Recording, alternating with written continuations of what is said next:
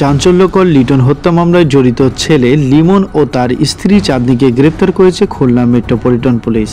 গত 2 অক্টোবর রাতে সোনাডাঙ্গার বাসুপাড়া এলাকায় নিজ ঘরে গলাকাটা অবস্থায় লিটন খানের মরদেহ উদ্ধার করা হয়।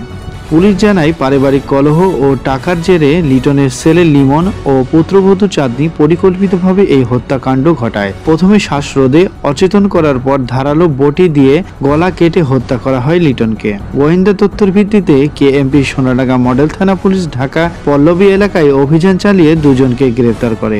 ঘটনাটি উদ্ঘাটনের প্রেস ব্রিফিং করেন কেএমপির ডেপুটি পুলিশ কমিশনার দক্ষিণ সুদর্শন কুমার রায়। তিনি জানান, হত্যার সঙ্গে অন্য কেউ জড়িত কিনা তা খতিয়ে দেখা হচ্ছে। খুলনার চাঞ্চল্যকর লিটন হত্যা মামলায় 2 আসামির গ্রেপ্তারের স্বস্তি ফিরেছে এলাকাবাসীর মাঝে। নিউজ ডেস্ক, সূর্যোদয় খুলনার বার্তা।